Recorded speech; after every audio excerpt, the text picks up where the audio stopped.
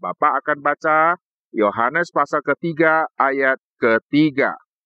Yesus menjawab katanya, "Aku berkata kepadamu, sesungguhnya jika seorang tidak dilahirkan kembali, ia tidak dapat melihat kerajaan Allah." Apakah kalian pernah merasakan satu pengalaman seperti ini?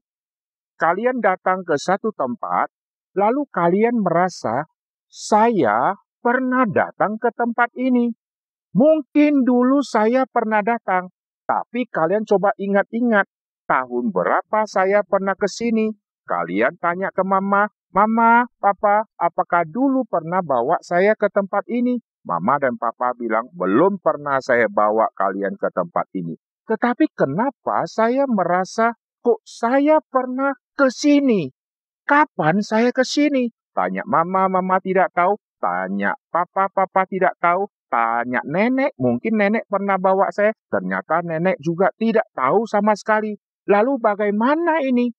Akhirnya ada teman yang memberitahukan begini. Teman mengatakan, jangan-jangan dulu kamu pernah hidup di dalam dunia ini, kamu tinggalnya di sekitar sini. Dan ini adalah tempat kamu dulu datang, kamu pernah main-main di sini. Maka sekarang di zaman ini kamu teringat kembali, di sini saya pernah main-main. Di sini saya pernah datang. Saya ingat di sebelah kiri ada rumah, sebelah kanan juga ada rumah. Lalu saya teringat, ini mungkin dulu saya pernah ke sini. Oh, ternyata temanku mengatakan, jawabannya adalah dulu saya pernah ada di dunia ini, lalu saya pernah tinggal di sini.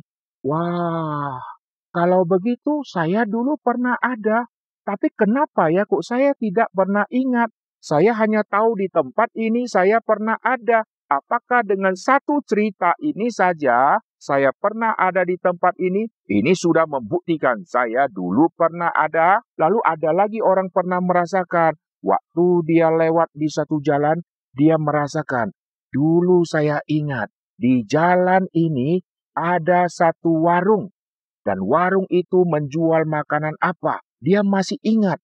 Lalu waktu dia tanya orang-orang di sekitar sana, orang sana bilang, benar, dulu memang di sini ada warung. Loh, kok bisa pas?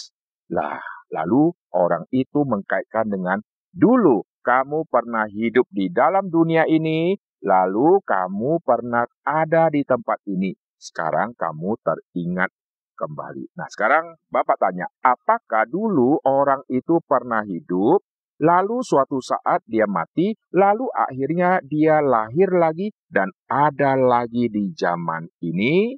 Mungkinkah seseorang itu kembali lagi? Dulu dia pernah ada, lalu meninggal dunia, lalu suatu saat dia dilahirkan kembali menjadi seorang bayi dan sekarang menjadi orang dewasa. Kalau dia dulu pernah lahir, lalu sekarang lahir lagi, berarti kelak dia pasti akan lahir lagi.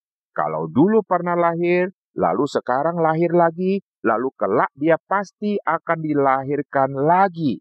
Lalu nanti suatu saat dia akan dilahirkan lagi. Kalau begitu, kapan berhentinya? Lalu kapan mulainya? Ini menjadi satu misteri dan tanda tanya yang sangat besar. Betulkah kita bisa kembali lagi? Betulkah kita dulu pernah hidup sebelum zaman ini? Kita pernah hidup sebelumnya? Hari ini kita akan membahas tema seperti ini. Nah, perhatikan. Di dalam dunia ini selalu akan terjadi kemiripan. Misalnya, kita kalau ketemu satu orang, kadang-kadang kita pengen panggil dia. Waktu kita pengen panggil dia, kenapa? Karena kita ingat, ini adalah temanku. Begitu kita mau panggil dia, ternyata salah. Kita bilang maaf, ternyata bukan. Jadi ada orang yang kita kira dia adalah temanku, ternyata bukan. Lalu ada sesuatu yang kita alami, kita kira kita sudah pernah alami. Itu adalah hal yang biasa, yang setiap orang pernah dan bisa mengalaminya. Pengalaman seperti itu tidak membuktikan bahwa kita dulu pernah ada. Kita dulu pernah hidup. Jadi Jadi itu alasan yang tidak kuat untuk menyatakan saya dulu pernah ada.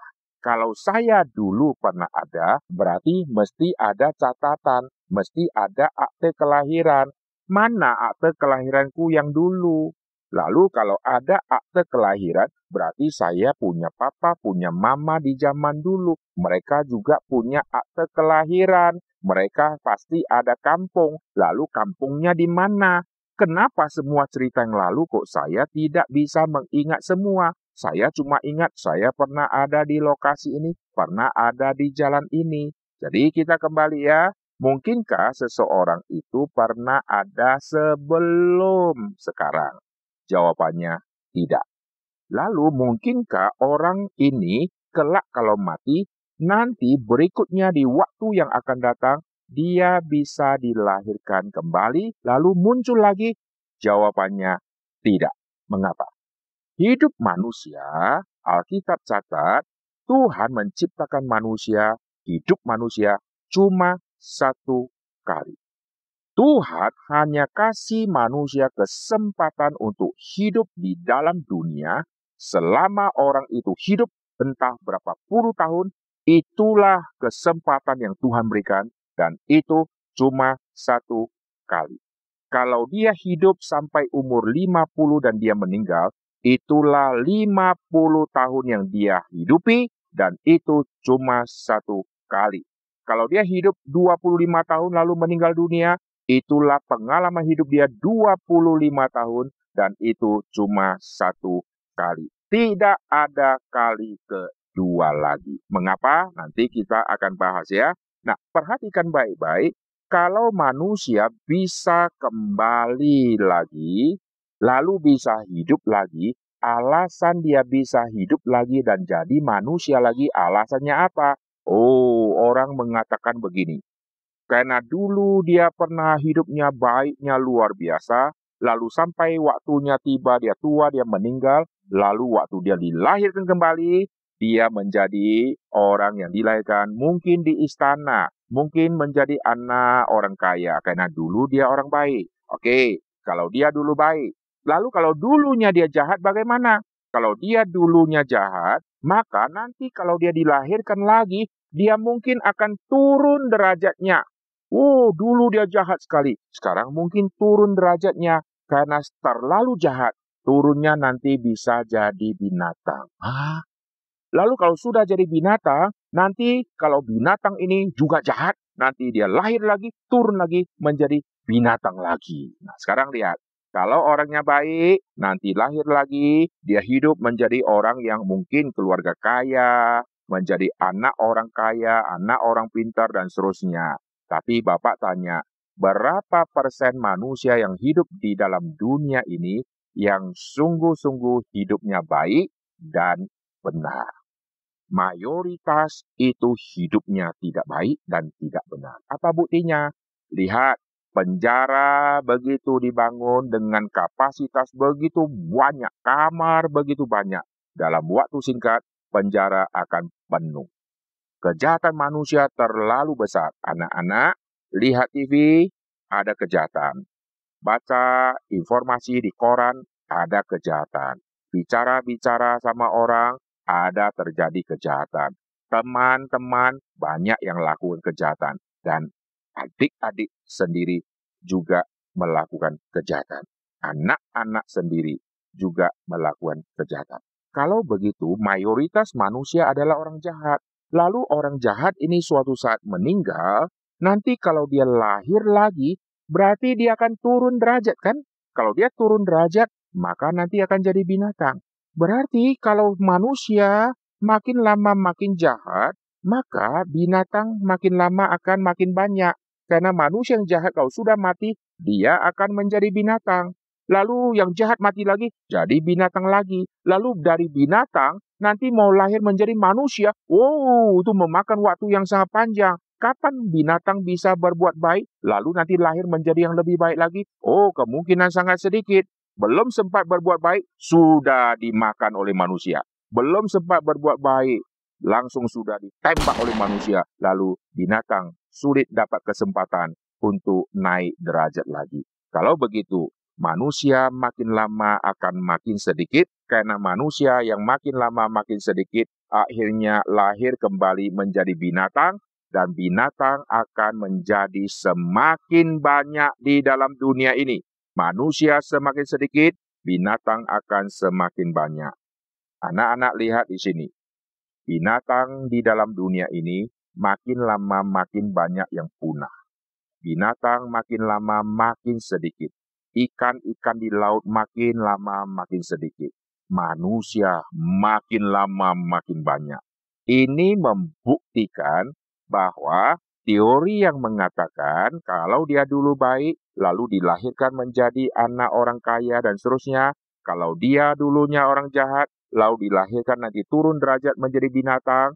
Kalau begitu binatang harus makin lama makin banyak. Manusia makin lama makin sedikit. Tapi nyatanya apa? Di dunia ini, manusia makin lama makin banyak. Tapi binatang makin lama makin sedikit. Ini membuktikan teori tadi pasti salah. Lalu yang benar seperti apa? Alkitab mengatakan, Tuhan menciptakan manusia, Tuhan menciptakan binatang. Jadi, bukan dari manusia dulu, nanti sudah mati, baru dia berubah menjadi binatang. Tidak. Binatang mempunyai keluarga binatang sendiri. Ada jantan, ada betina. Mereka hidup ada jenisnya sendiri-sendiri. Manusia ada kelompok manusia sendiri. Dan Tuhan kasih kesempatan hidup cuma satu kali. Oke, jadi kalau dulu pernah hidup, lalu hidup lagi, tidak mungkin. Nah, sekarang lihat. Kalau saya sekarang ada di zaman ini, lalu kalau saya punya pemikiran, kelak saya bisa hidup lagi, maka hidup saya sekarang, saya akan gunakan untuk apa? Untuk merubah nasibku di masa yang akan datang. Kenapa? Karena saya sudah tahu, kelak kalau saya lahir, saya mau jadi anak orang kaya, saya sekarang harus baik. Maka sekarang saya buat semua yang baik-baik supaya apa? Supaya kelak saya lahir lagi menjadi seorang yang kaya. Masalahnya setelah engkau mati, engkau tidak pernah akan ada kesempatan lagi untuk engkau hidup di dunia ini lagi dengan menjadi seorang baik. Engkau akan lakukan semua kegiatan sekarang, itu hasilnya akan sia-sia. Engkau sudah berusaha sebaik-baiknya, motivasimu supaya nanti kamu dilahirkan lagi menjadi bayi di keluarga orang kaya. Untuk apa kita punya cita-cita melakukan yang baik supaya lahir lagi menjadi seorang anak kecil, lalu berjuang lagi, belajar lagi, lalu belajar berbuat lagi. Itu adalah teori-teori yang dunia tawarkan, tapi yang sesungguhnya tidaklah demikian. Nah, lihat baik-baik. Alkitab pernah mengajarkan tentang dilahirkan kembali. Loh, kalau begitu yang Alkitab ajarkan sama yang dunia ajarkan itu sama atau beda? Jawabannya berbeda. Yang Alkitab ajarkan, kamu harus dilahirkan kembali. Yesus katakan kalimat ini kepada Nikodemus. Nikodemus seorang pemimpin agama Yahudi. Dia seorang yang sudah berumur, seorang yang sudah tua, seorang punya posisi dan jabatan tinggi. Dan Yesus katakan, kau harus dilahirkan kembali. Nah, Nikodemus mendengarkan kalimat itu, dia pikir begini, saya harus dilahirkan kembali. Oh, saya mengerti. Dulu mama saya melahirkan saya, maka saya dilahirkan keluar dari perutnya si mama. Oh, Yesus berkata, kamu harus dilahirkan kembali. Berarti saya yang sekarang harus masuk ke dalam perut mama. Nanti mama lahirkan saya. Tapi dulu waktu saya dilahirkan, saya kecil. Sekarang saya sudah besar begini, sudah tinggi. Saya masuk ke perut mama. Bagaimana perut mama bisa menampung saya? Wah, dia tidak mengerti. Dia pikir kau dilahirkan kembali, masuk ke dalam perut mama. Dia punya konsep yang salah. Yang Yesus artikan kamu harus dilahirkan kembali. Ini adalah tema yang sangat penting, yang setiap anak-anak harus mengerti sejak engkau masih sangat muda. Nah, sekarang Bapak akan jelaskan ya. Dilahirkan kembali menurut Alkitab artinya apa? Setiap kita dilahirkan di dalam dunia. Dilahirkan ini cuma satu kali. Ingat ya, mama lahirkan kita cuma satu kali. Mama melahirkan bisa berkali-kali. Bisa anak pertama, anak kedua, anak ketiga. Mama lahirkan sampai 3 anak, bisa anak keempat, bisa berkali-kali. Mama melahirkan anak bisa berkali-kali, tapi saya yang dilahirkan oleh mama, mama lahirkan saya. Saya dilahirkan hanya satu kali. Karena mama dan papa menikah, lalu mama melahirkan saya disebut anak mama, saya disebut anak papa. Mengapa saya disebut anak mama? Mengapa saya disebut anak papa? Karena papa dan mama menikah, mereka adalah ayah dan ibu saya. Lalu mama yang lahirkan saya, maka dia mamaku. Mamaku sama papaku, mereka suami istri, maka saya juga anak dari papaku. Nangkap ya? Jadi, saya anak mama, kalian juga anak mama kalian, anak papa kalian. Sekarang Bapak tanya, waktu mama dan papa kita meninggal dunia, mereka sudah dikubur, sudah lewat 10 tahun, 20 tahun, Bapak tanya, kamu anak siapa? Oh, saya anak mama. Mama tidak ada lagi. Saya anak papa. Papa tidak ada lagi. Maka kita disebut anak yatim piatu. Artinya apa? Tidak punya ayah lagi, tidak punya ibu lagi. Berarti kita sendirian. Kita ada di dunia. Siapa yang memiliki kita? Dulu mama, dulu papa. Ada apa-apa saya ngomong ke mama. Ada apa-apa saya ngomong ke papa. Papa dan mama, mereka memiliki saya. Sekarang mereka yang memiliki saya, semua sudah mati. Maka lihat baik-baik. Secara fisik, secara tubuh, saya dilahirkan oleh mama. Secara fisik, maka saya disebut anak mama. Maka di kartu keluarga ada nama saya, ada nama papa dan mama saya. Karena saya dilahirkan secara fisik, secara tubuh. Tapi hidup manusia bukan hanya fisik, hidup manusia ada yang bersifat rohani. Secara fisik saya bisa jawab, mamaku, papaku, namanya siapa? Secara rohani, Bapak tanya, kamu anak siapa? Waktu mama, papa sudah tidak ada, mama, papa sudah tidak ada, saya anak siapa? Mama sudah enggak ada, papa sudah tidak ada. Secara rohani saya anak siapa? Lalu untuk saya mengetahui sebetulnya secara rohani saya anak siapa, maka kalian harus mengerti tema dilahirkan kembali. Nah, dengar baik-baik. Nikodemus pernah dilahirkan oleh mamanya, tapi Yesus bilang, kamu harus dilahirkan kembali. Yesus berkata kepada Nikodemus, dilahirkan kembali secara rohani. Kau sudah pernah dilahirkan secara fisik oleh mamamu. Lalu dilahirkan kembali, bukan masuk ke dalam rahimnya mamamu, bukan masuk ke dalam perut mama. Kau harus dilahirkan kembali. Yesus bicara tentang hal rohani. Perhatikan, Bapak akan bicarakan hal ini. Mama melahirkan kita. Mama yang melahirkan kita, mama harus alirkan darah. Ingat baik-baik ya. Seorang mama melahirkan seorang anak, maka anak yang dilahirkan bisa lahir. Mama harus alirkan darah.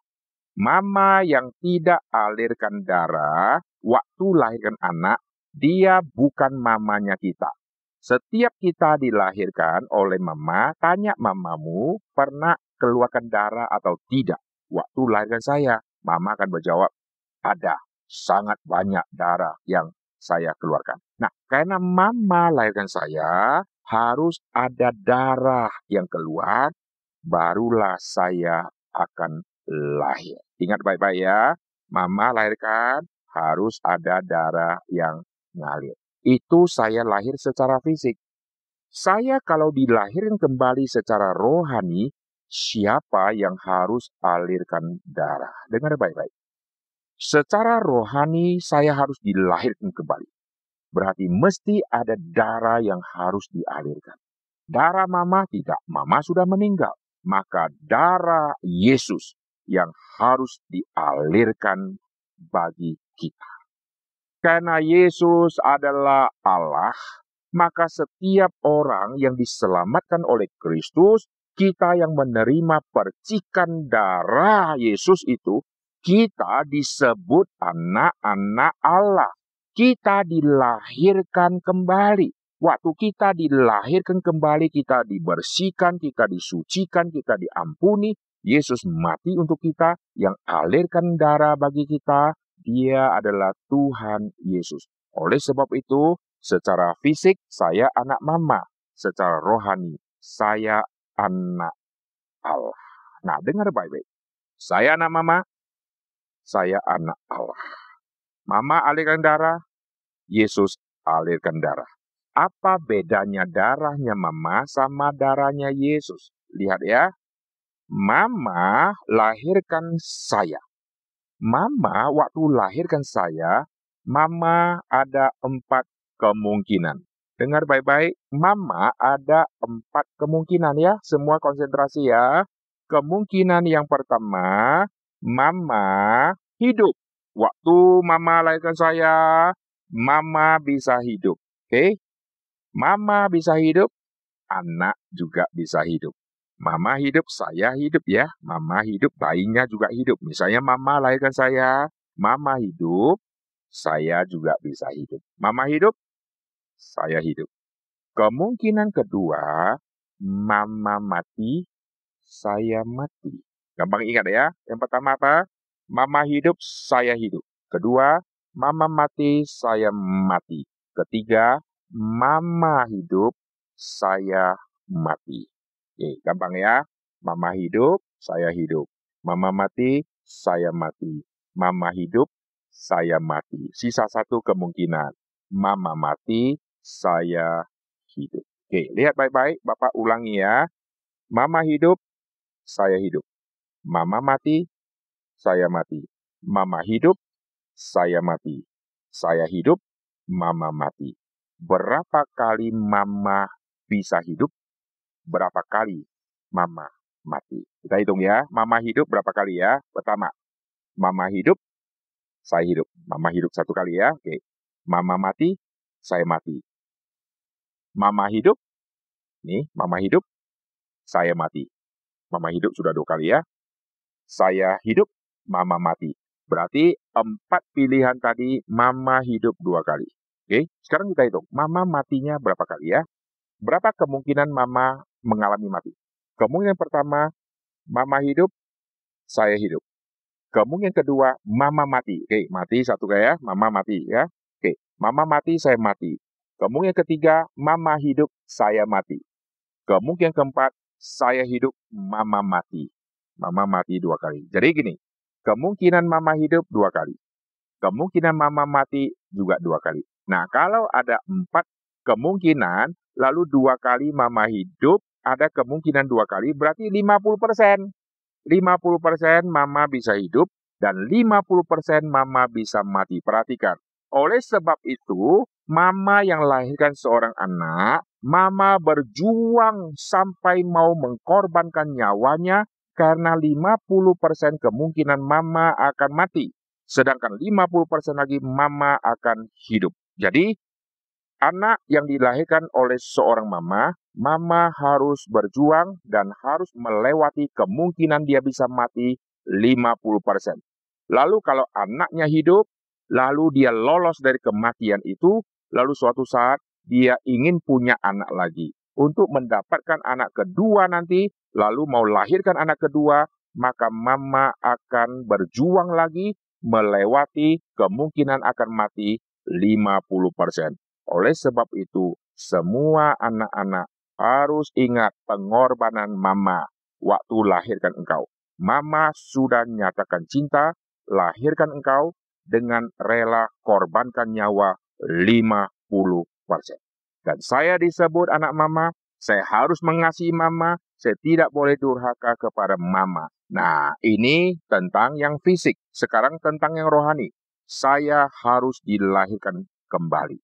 Dilahirkan kembali bukan masuk ke dalam perutnya mama, tapi ini bicara rohani. Maka harus ada yang alirkan darah lagi bagi saya. Darah yang dialirkan bagi saya, Itu adalah darah Tuhan Yesus.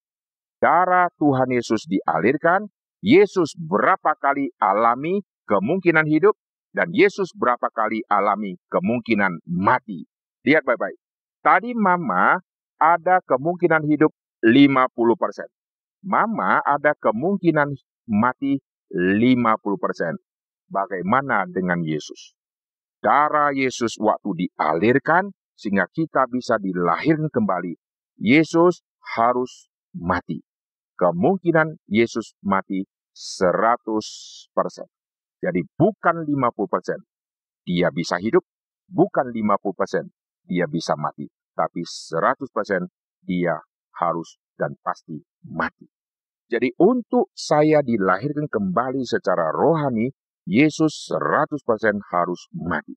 Jikalau engkau mengasihi mamamu lebih daripada mengasihi Kristus, engkau tidak layak mengikuti Kristus. Oleh sebab itu di Alkitab menuntut kita orang Kristen harus lebih mengasihi Kristus dibandingkan mengasihi siapapun. Karena hanya Kristuslah yang pernah mengorbankan nyawanya 100% untuk kita. Lalu, kelahiran kembali tadi, orang berpikir saya dilahirkan lagi menjadi bayi. Waktu kita dilahirkan secara rohani, kita kembali menjadi bayi, yaitu bayi rohani. Dengar ya, bukan bayi yang fisik, tapi bayi secara rohani. Apa artinya? Oh, saya sudah belajar banyak, semua saya sudah belajar banyak, saya anggap saya sudah mengerti. Begitu saya dilahirkan kembali, barulah saya sadar. Saya ingin belajar apa saja yang tentang Tuhan saya mau belajar. Saya seperti seorang bayi. Apa saja yang dikasih saya pengen. Nah, kita menjadi seorang bayi rohani yang haus akan firman Tuhan. Kita haus akan semua pengajaran firman Tuhan. Kita rindu sekali untuk mendapatkan semua. Dan kita disebut bayi rohani yang nanti akan bertumbuh. Seorang bayi, dia waktu kecil minum susu, tapi nanti sampai waktunya tiba, dia akan makan makanan yang keras. Waktu kita diselamatkan, kita bayi rohani, kita dengarkan firman Tuhan, kita senang yang gampang-gampang, kita senang yang praktis-praktis. Tetapi apakah cuma begitu? Kita harus menuntut diri sampai suatu saat kita mengerti firman Tuhan yang sulit, yang hanya bisa dimengerti oleh orang dewasa. Kita harus menuju kepada dewasa rohani. Jadi dilahirkan kembali bukan bicara fisik. Dilahirkan kembali ini bicara hal yang rohani. Karena saya sekarang sudah menerima anugerah keselamatan, darah Yesus sudah dialirkan bagiku, dan Yesus adalah Tuhan. Yesus hidup selama-lamanya dari kekal sampai kekal. Maka saya disebut anak Allah, saya dijaga oleh Allah selama-lamanya. Saya waktu disebut anak mama, saya disebut anak papa, papa mama jaga saya selama mereka masih hidup. Tapi waktu mereka mati, saya tidak dijaga lagi oleh mereka. Tapi di dalam hal rohani, saya adalah anak Allah. Allah adalah Allah yang hidup. Dia akan menjaga saya selama-lamanya. Senang tidak? Kalau Allah menjaga saya selama-lamanya, Allah kasih saya kesempatan hidup di dalam dunia ini cuma satu kali. Allah menyertai aku di dalam dunia ini. Dan setelah saya mati, saya akan kembali bersatu dengan Tuhan. Saya akan disambut di situ. Saya disiapkan tempat di situ. Dan Allah yang sejati akan menyertai saya selama-lamanya. Saya akan masuk ke surga yang permai. Untuk apa saya lahir jadi bayi lagi di dunia? Lalu belajar merangkak lagi. Lalu belajar lagi kalau jahat nanti turun lagi menjadi binatang. Itu semua teori manusia. Alkitab mengatakan tidaklah demikian. Alkitab mengatakan hidup kita cuma satu kali. Dan satu kali itu kita harus gunakan dengan baik-baik. Oleh sebab itu, anak-anak yang dengar siaran ini, yang sudah dengarkan khotbah ini, Bapak mau tanya engkau, sudahkah engkau dilahirkan kembali? Kau punya mama, kau punya papa. Secara rohani, kau anak siapa? Alkitab mengatakan, kita dulunya disebut anak-anak iblis. Karena kita mengikuti semua yang iblis, semua yang setan perintahkan. Kita ingin lakukan hal yang jahat. Tetapi kita sekarang tidaklah demikian. Barang siapa yang ada di dalam Kristus, engkau disebut anak-anak Allah. Senang tidak? Kalau sudah disebut anak Allah, masihkah mau dilahirkan secara fisik jadi bayi? Itu sudah tidak perlu. Saya sudah diselamatkan, saya sudah milik Kristus. Dan Alkitab katakan, kelak waktu kita semua sudah mati, kita semua akan dikumpulkan bersama-sama dengan Kristus di dalam kerajaan sorga. Jadi sudah jelas ya, kapan kita kembali lagi? Jawabannya setelah hidup kita sudah selesai, tidak kembali lagi. Tetapi kita kembali ke sorga sana. Kita kumpul semua di situ, kita akan disatukan semua di situ. Puji Tuhan. Hari ini Bapak akan akhiri khotbah ini, kita akan berdoa, semua tundukkan kepala, kita berdoa. Bapa di surga, kami berterima kasih di dalam waktu yang singkat ini Tuhan sudah memimpin kami untuk kami mengerti satu tema yang sudah menjadi tema yang terus-menerus dipikirkan oleh banyak orang. Mungkinkah saya kelak tua lalu lahir lagi? Mungkinkah saya yang sekarang hidup jahat kelak lahir dikasih kesempatan lagi? Mungkinkah saya yang sekarang begitu baik, kelak bisa lahir menjadi orang yang lebih baik lagi atau hidup menjadi orang kaya? Hari ini kami sudah mendengarkan firman Tuhan dan sudah mendapatkan jawabannya. Dan kami sudah mengerti apa artinya dilahirkan kembali. Kami berterima kasih, mulai hari ini kami ingin seperti seorang bayi rohani. Kami mau belajar lebih banyak lagi seluruh kebenaran firman Tuhan. Terima kasih Tuhan. Sampai waktunya tiba nanti, kami mau dewasa rohani. Kami mau belajar lebih dalam lagi. Dan kami mau mengerti lebih dalam lagi. Terima kasih Tuhan untuk Mama yang Tuhan berikan. Untuk pengorbanan yang Mama sudah kerjakan. Dan lebih lagi kami berterima kasih atas pengorbanan Kristus yang lebih luar biasa. Karena Yesus 100% mati untuk setiap kami. Tidak ada kesempatan atau peluang Yesus menyelamatkan diri. Terima kasih ya Tuhan untuk cinta kasih Tuhan ini. Dengar doa kami dalam nama Tuhan Yesus kami berdoa. Amin.